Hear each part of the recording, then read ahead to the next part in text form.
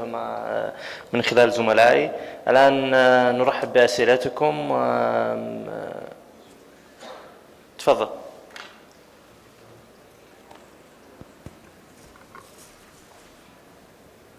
My name is Laith Mahmoud from Dar al Riyadh. So I worked 14 years in Dubai, but I'm talking to local authority here, SEC. I mean, we are always in the specs provided 3 good, better companies for type tested and ARC tested, plus ARC test. So here it's not taking consideration. So I think that the local authority, when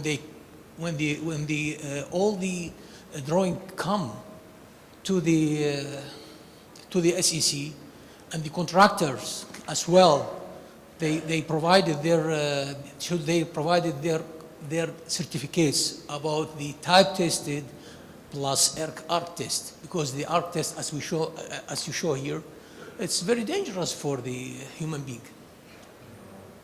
So, I mean, Schneider, ABV, and other companies should be put 3 companies in the specs, which is not reliable here.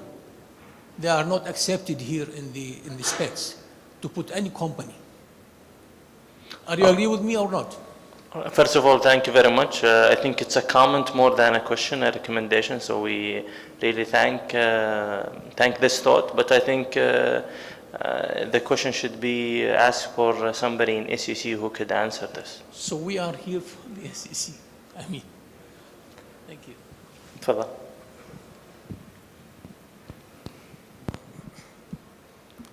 ثاني العنزي من قراءات عربية.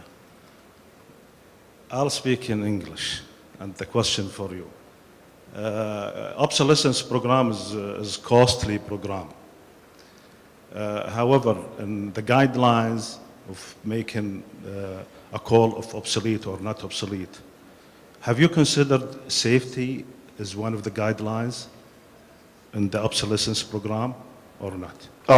Yes, we have. We have a company procedure where we look at how to declare equipment obsolete, but then also there's an element on it where we first declaring it obsolete, but then also we have to rank it based on doing the condition assessment, the condition of the equipment, also the failure rates, and how much replacement parts would cost. So that kind of information.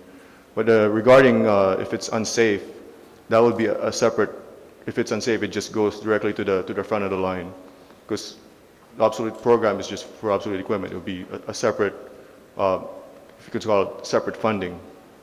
Like we have right now, we have a program for unsafe equipment. It's just handled separately. Some of that unsafe equipment is also obsolete, but they don't care because it's already unsafe. So that goes through a separate project and funding source. طيب. أسئلة أخرى? Any more question? تفضل. Assalamu alaikum, Zahir Juma from eHazard. Just more of comments rather than questions. Firstly, it was mentioned that ATPV should be marked on clothing. It's not actually ATPV, what we refer to as ARC rating. And ARC rating covers ARC thermal performance value, it covers energy break open threshold, and what we're working on the new IEC standards is something called ELIM, energy, the energy limit, which is going to take both factors into consideration.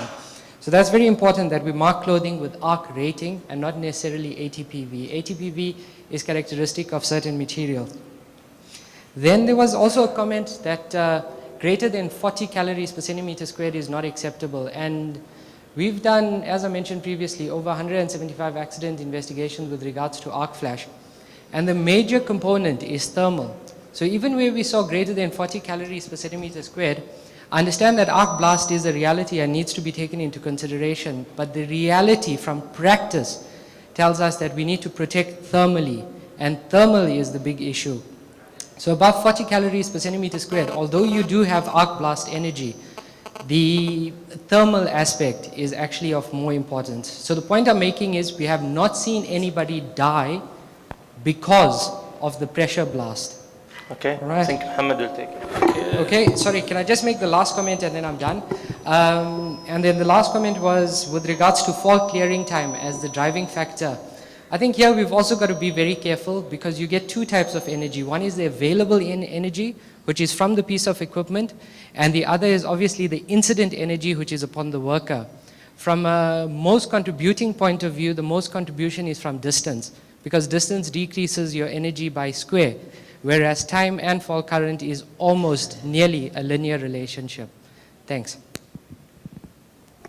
Okay, let me clarify one thing. When we mentioned the energy that exceeded 40 calorie per centimeter square, in this condition, our concern is not the thermal energy. The existing PPE or personal protective equipment will protect up to 40, but after that, you will have another sort of risk, which is the blast pressure that will push whatever, and the operator or technicians will throw him away from the equipment.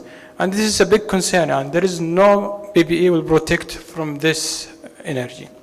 Thank you. And then also regarding the distance and the clearing time, sometimes you don't have a choice but to, for some electrical workers, you have to stand in front of the gear to do your work. So like doing troubleshooting, you can't troubleshoot from 100 feet away from the switchgear, so you can't just increase your distance. You can't control your distance. You have to stand in front of it.